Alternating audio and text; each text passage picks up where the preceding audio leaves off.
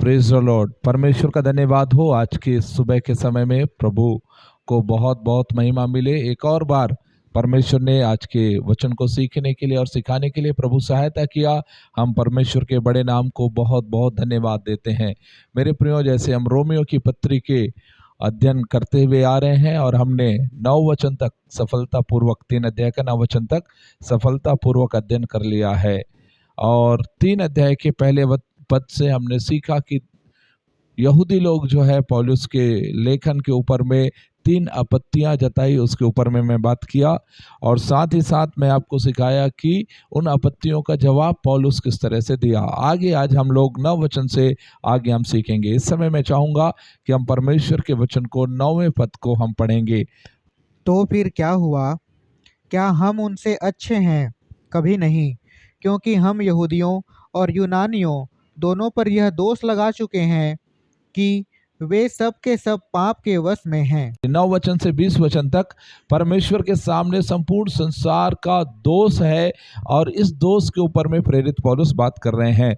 पौलुस बताना चाह रहे हैं कि हर एक मनुष्य जो परमेश्वर से अलग है वो दोषी है। क्यों दोषी है? क्योंकि हर एक के ऊपर में पाप जो है वो प्रभुता कर रहा है। तो यहाँ पर हम देखते हैं कि मैं इस 9 पद से लेकर के 20 पद को 3 भागों में बांटता है। पहला भाग है परमेश्वर के सामने यहूदी और गैर यहूदी दोनों अपराधी हैं। दूसरा भाग में 10 वचन से लेकर 18 वचन तक इस बात को मैं सिखाने की कोशिश किया है कि पुराने नियम में मानव जाति की सार्वभौमिक भ्रष्टता और अपराध की गवाही जो है पुराना नियम देता है। उसके बाद 19 वचन से और 20 वचन में पौलुस सारांश को बताता है कि व्यवस्था हमें हमारे पाप और उनके दंड से नहीं बचा सकता है। मतलब जो भी हम पाप कर रहे हैं, अपराध कर रहे हैं, तो व्यवस्था में वो ताकत नहीं है कि हमें उस पाप से या अपराध से बचा दे। तो आज हम लोग एक एक बातों को हम लोग सीखेंगे। अभी हमने 9 वचन पढ़ा, वहां पर प्रेरित पौलुस के पत्री में ऐसा लिखा है, तो फिर क्या हुआ? क्या हम उनसे अच्छे हैं? क्या हम उनसे बेहतर हैं? बिल्कुल नहीं।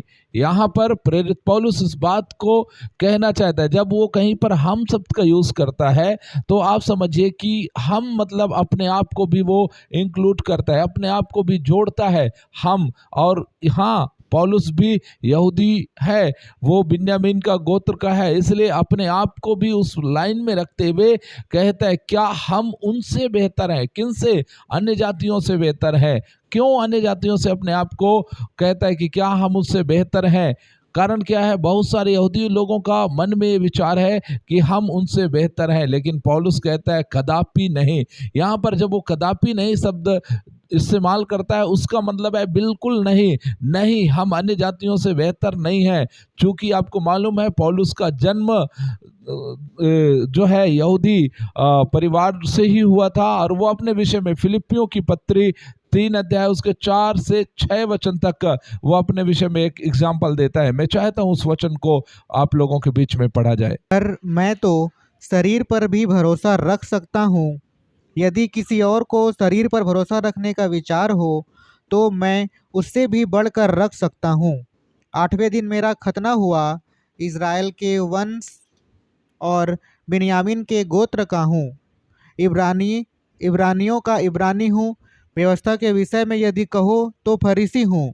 उत्साह के विषय में यदि कहो तो कलीसिया का सताने वाला, और व्यवस्था की धार्मिकता के विषय में यदि कहो तो निर्दोष था। ओके, ध्यान दीजिए, यहाँ पर प्रेरित पौलुस अपने विषय में बात कर रहा है कि मैं भी यहूदी हूँ, मैं भी फरीसी हूँ, मैं भी हूँ। इसलिए अपने आप को भी उस लिस्ट में शामिल करते हुए पौलुस कहता है कदापि नहीं, हम उनसे बेहतर नहीं है, हम उससे अच्छा नहीं है। मेरे प्रियो, आज आपको और मुझे भी इस बात को समझना है। कई बार हम अपने आप को बेहतर समझने का भूल कर बैठते हैं और हम परमेश्वर के वचन से बाहर हो जाते हैं, परमेश्वर की उपस्थिति से हम बाहर हो जाते हैं। मुद्दा यह नहीं है कि वो यहूदी है या नहीं है, मुद्दा यह है कि जो स्वभाव से यहूदी हैं, जो स्वभाव से यहूदी हैं, उनका परमेश्वर के साथ एक अच्छा संबंध है, उनका परमेश्वर के साथ एक गहरा संबंध है। लेकिन यदि वो स्वभाव से नहीं है, वो सिर्फ कास्टिज्म के तौर पर या जाति के तौर पर, वर्ग के तौर पर यदि वो यहूदी हैं,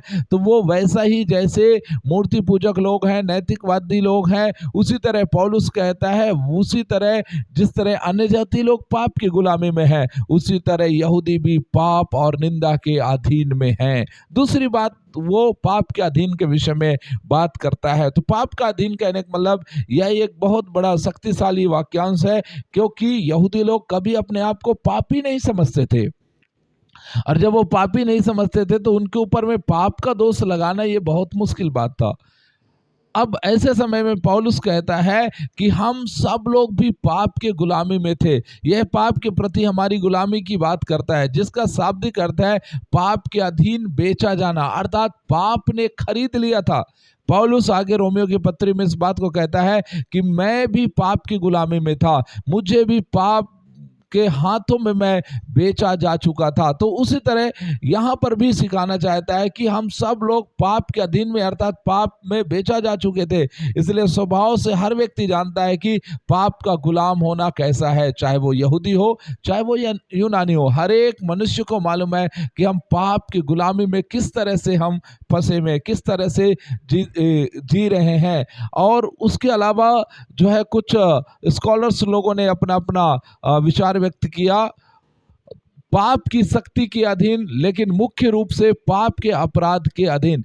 कहने का मतलब है पाप के यदि वो शक्ति के अधीन है तो मुख्य रूप से वो पाप के अपराध के अधीन है।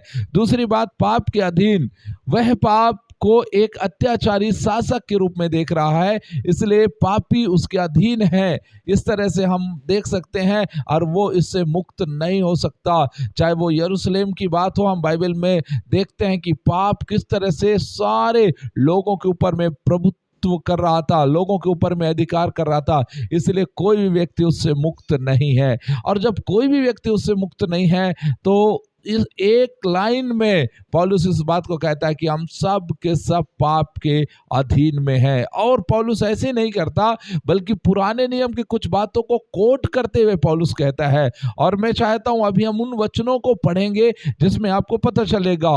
अभी हम लोग 10 से लेकर के 18 वचन तक पढ़ेंगे रोमियो की पत्री में। जैसा लिखा है, कोई धर्मी नहीं, एक भी नहीं, कोई समझदार नहीं, कोई परमेश्वर का खोजने वाला नहीं।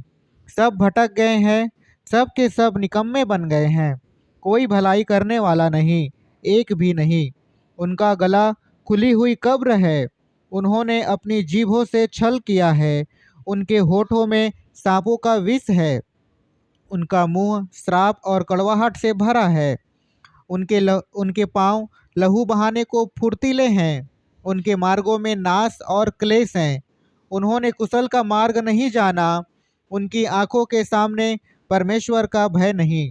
ओके, अब यहाँ पर आप इन बातों को बड़े ध्यान से समझिए कि पौलुस इन बातों को ऐसी हवा हवाई नहीं बोल रहा है, बल्कि वो इन बातों को पुराने नियम से कोट कर रहा है। जितने भी बातें हमने पढ़ा वो सारी वचन जो है पुराने नियम में आपको मिलेंगे। उदाहरण के लिए जैसे कहता है कोई भी धर्मी नहीं, एक भी धर्मी नहीं, तो आप भजन संहिता उसका भजन 14 उसका 1 से लेकर के 3 वचन तक आप देखेंगे तो सेम वचन लिखा हुआ है।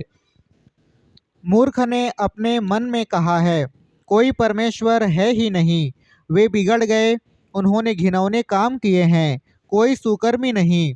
परमेश्वर ने स्वर्ग में से मनुष्यों पर दृष्टि की है कि देखे कोई बुद्धिमान, कोई परमेश्वर का खोजी है या नहीं। ओके, ध्यान दीजिए। अब यहाँ पर बहुत सारे वचन है, 5 के 9, भजन 140 के 3, 10 के 7 और 36 के 1, और इसी तरह यशायाह 59 का 7 और 8। इन सारे वचनों को आप देखेंगे तो ये वचन इस बात का समर्थन करता है कि कोई धर्मी नहीं। तो जब परमेश्वर कहता है कोई धर्मी नहीं, तो इसका मतलब ये नहीं है कि आप और मैं हम जो सोच रहे हैं या जो विचार कर रहे हैं या हमारे खिलाफ में परमेश्वर परमेश्वर कुछ बात कर रहा है या यहूदियों के खिलाफ में।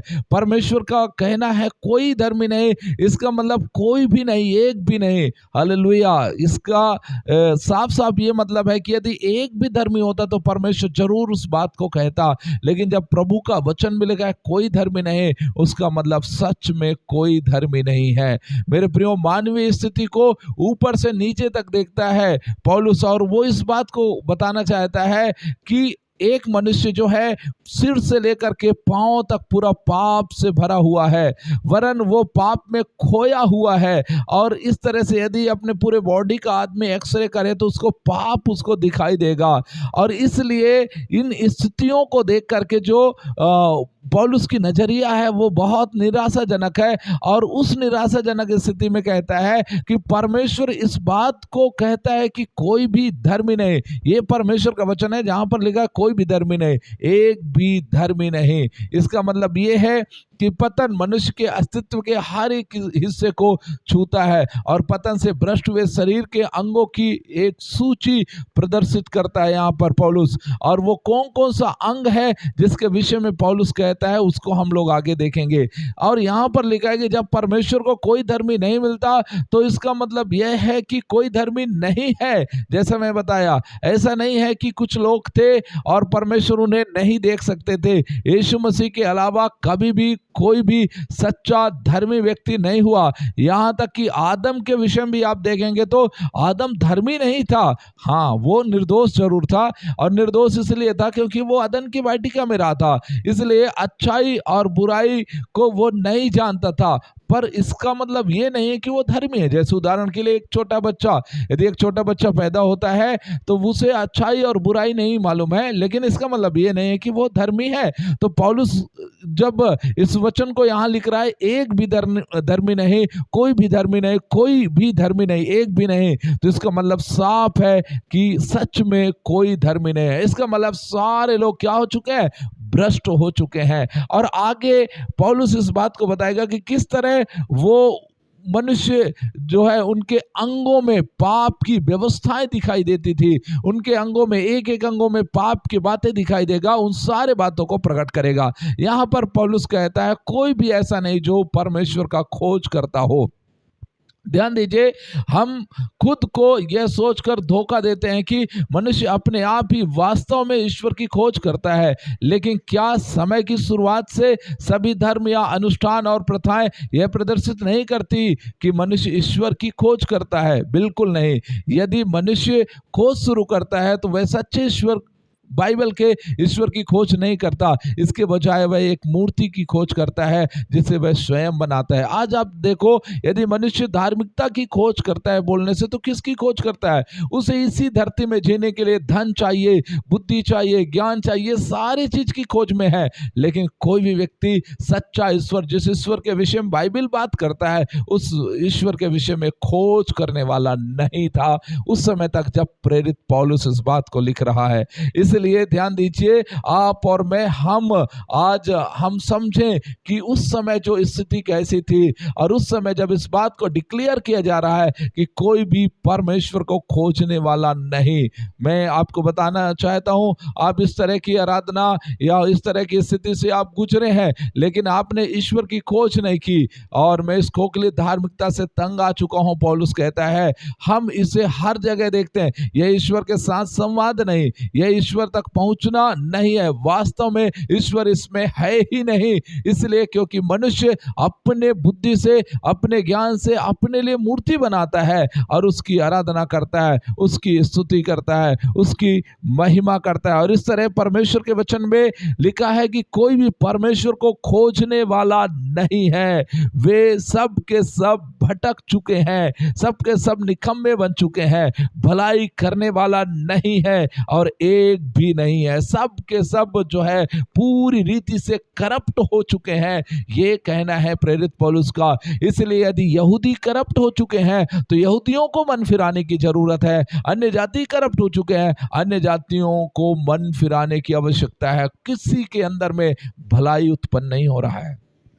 आगे यदि हम देखें तो यहाँ पर भलाई का जो शब्द यूज कर रहा है उसका मतलब है लाभहीन, मतलब फायदा नहीं। शब्द में जैसे सड़े हुए फल का विचार है, यह किसी ऐसे चीज की बात करता है जो हमेशा से खराब थी और इसलिए वो बेकार थी।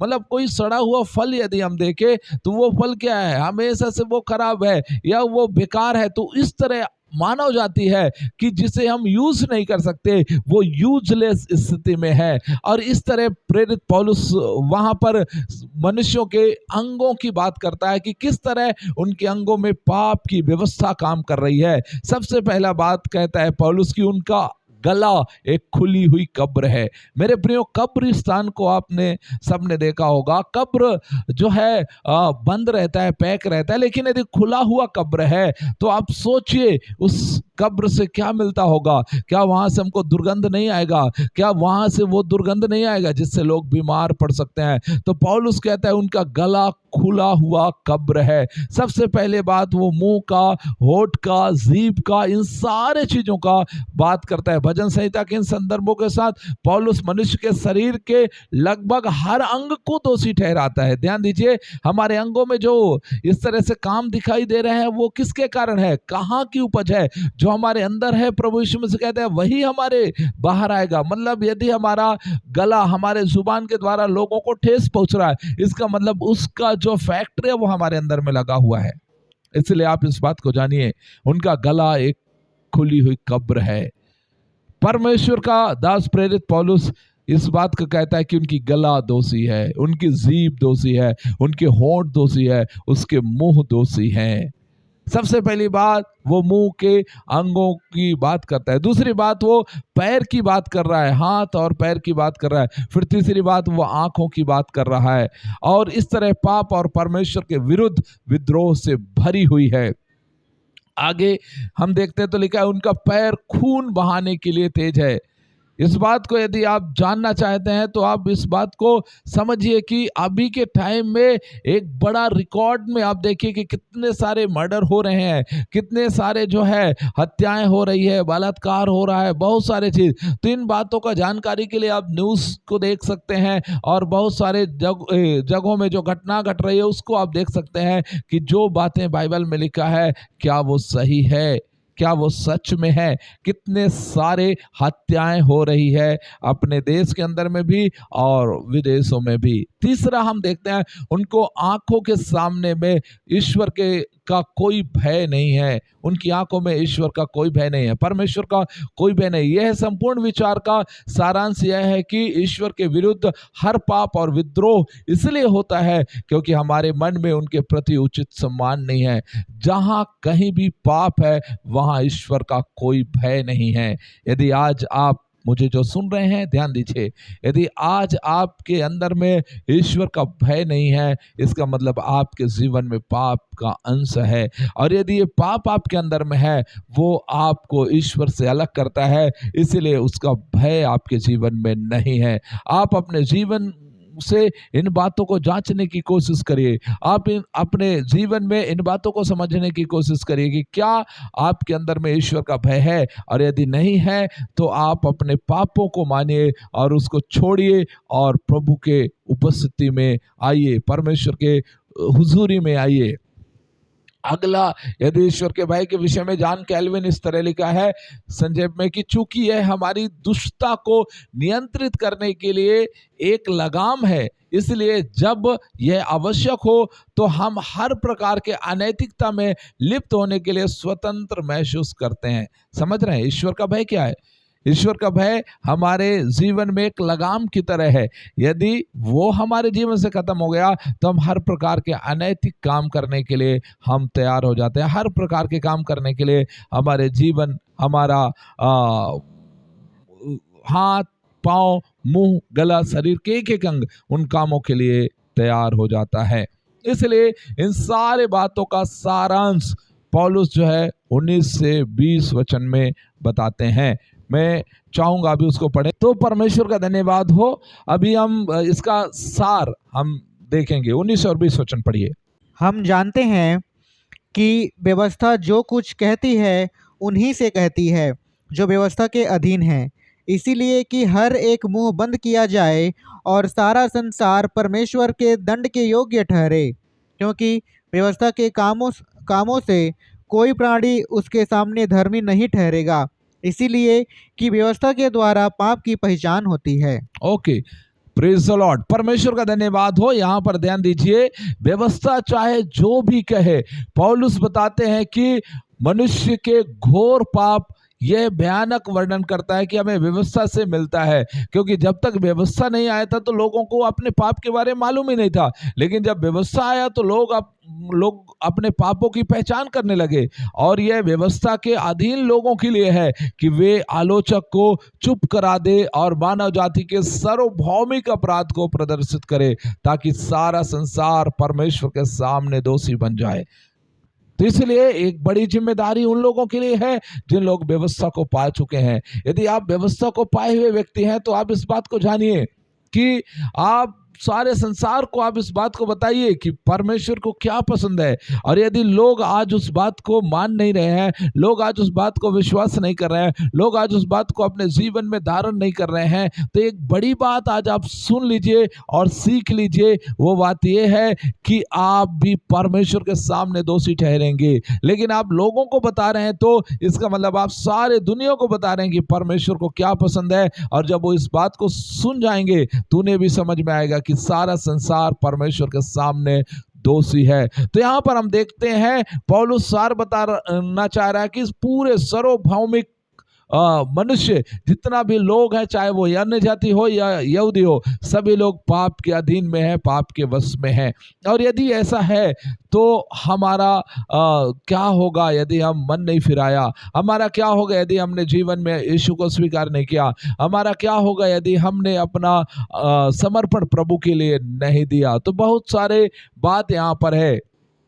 जैसे हम यह भी जोड़ सकते हैं कि यद्यपि यहाँ गिनाए गए सभी दोष प्रत्येक व्यक्ति में स्पष्ट रूप से नहीं पाए जाते हैं, फिर भी उन्हें उचित रूप से और सही मायने में मानव स्वभाव के लिए जिम्मेदार ठहराया जा सकता है, जैसा कि हम पहले ही देख चुके हैं। उसके अलावा आगे लिखा यह उन लोगों के लिए कहता है जो व्यवस्था के अधीन है। अर्थात कौन है व्यवस्था के अधीन? यहाँ पर हम जानते हैं यहूदी लोग व्यवस्था के अधीन है। तो यहूदी लोगों को विशेषकर टारगेट करते हुए पौलुस कहता है कि तुम व्यवस्था के अधीन हो। यदि परमेश्वर उन लोगों से इस तरह बात करता है जिसके पास व्यवस्था थी और उन्होंने व्यवस्था का पालन करने का प्रयास किया, तो यह स्पष्ट है कि व्यवस्था के कार्यों में कोई भी प्राणी उसकी दृष्टि में धर्मी नहीं ठहरेगा, क्योंकि व्यवस्था में आपको मालूम है कितने सारे आज्ञाएं हैं और उन आज्ञाओं को पालन करते हुए कोई भी व्यक्ति परमेश्वर के सामने धर्मी नहीं ठहर सकता।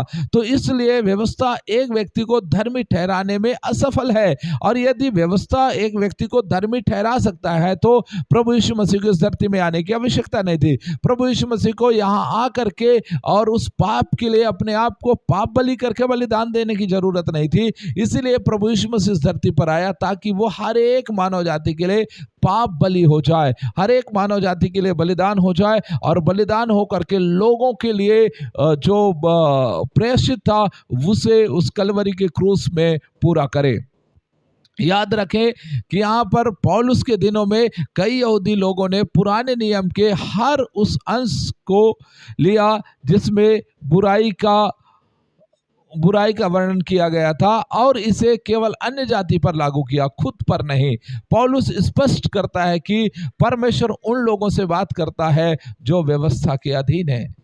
कितना कहा जाए, यदि हम यहूदियों के बारे में सोचें तो आज हम जब इन बातों को पढ़ते हैं तो हमको समझ आता है कि वो लोग कैसे थे। लेकिन उस टाइम में यहूदियों को पौलुस अच्छी रीति से जानता था और पौलुस जब इस तरह से बात करता था यहूदियों को सोच देखिए कि बाइबल से, परमेश्वर की व्यवस्था से हर एक उन गलत बातों को निकालते थे और निकाल करके और प्रचार भी करते थे। किन लोगों को? अन्य जातियों को। लेकिन वो खुद उन बातों को नहीं मानते थे। इसीलिए प्रभु यीशु मसीह भी मत्ती रचित सुसमाचार उसके 23 अध्याय के अंदर में इस बात को कहा कि ये लोग जो कहते हैं उसका पालन करना, जो बोलते हैं उसको सुनना और उसका पालन करना, लेकिन उनके समान काम नहीं करना, क्योंकि वो लोग कहते तो हैं पर उसको आप ही पालन नहीं करते। तो इसीलिए पौलुस कहता है कि जिन बातों को तुम प्रचार कर रहे हो उन बातों को परमेश्वर तो तुम्हारे लिए दिया है, तो उन बातों को तुम अपने जीवन में लागू करो, उन बातों को अपने हृदय में, अपने अंदर में लागू करो, ताकि वो चीजें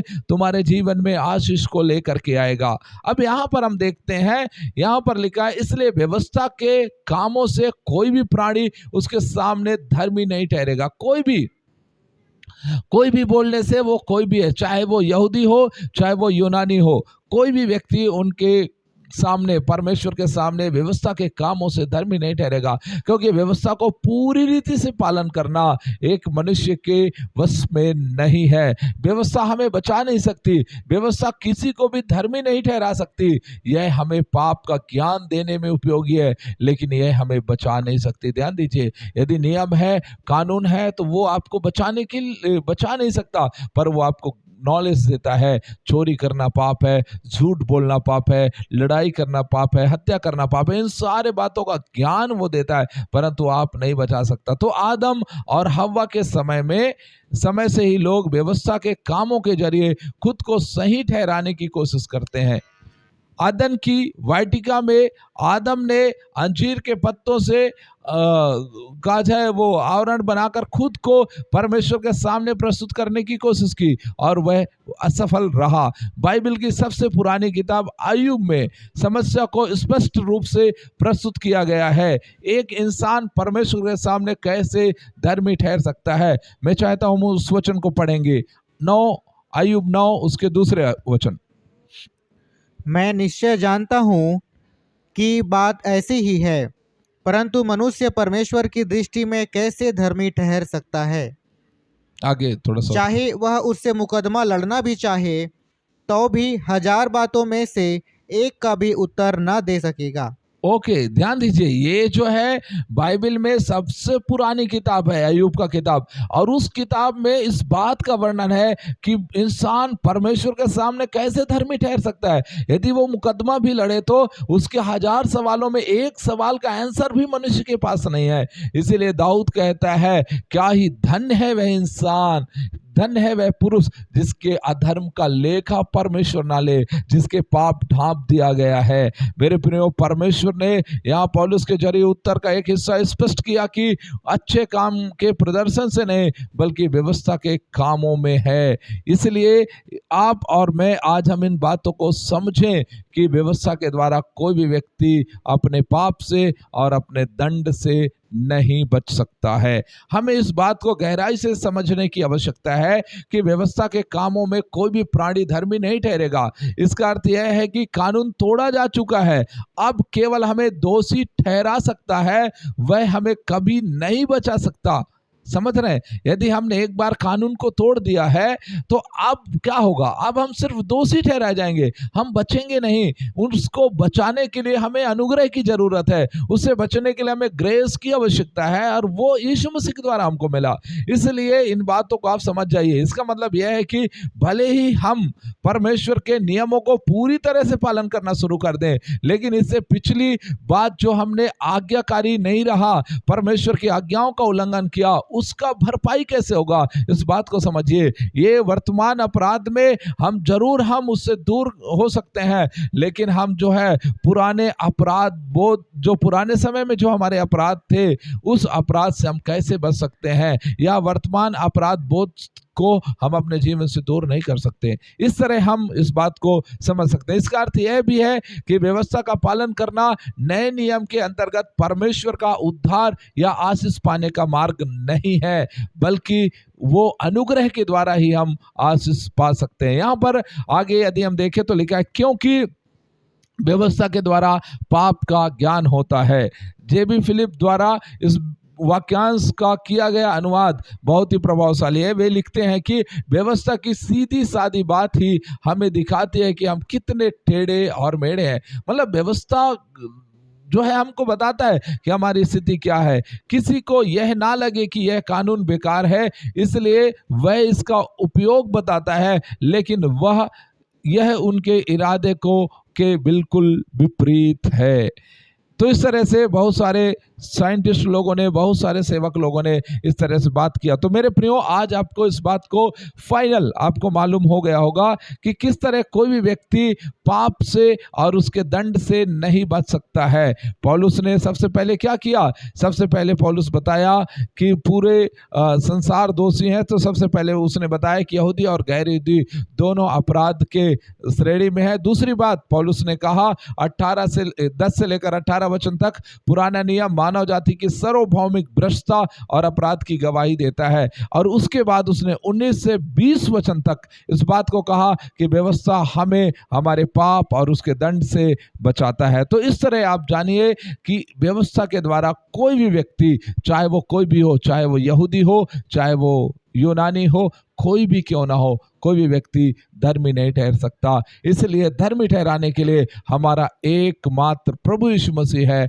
जो आपको और मुझे धर्मी ठहरा सकता है। इसलिए आइए आज के क्लास के बाद हम अपने आप को समर्पित करें, अपना जीवन को प्रभु के हाथों में दें और हम अपने पूरे मन से, पूरे हृदय के साथ प्रभु के चरणों में अपने आप को समर्पित करें, क्योंकि यीशु का अनुग्रह ही आपको और मुझे पाप से, गुनाह से, अधर्म से बचा सकता है। परमेश्वर का धन्यवाद हो। प्रभु इस वचन के द्वारा आप सबको बहुत बहुत आशीष दे।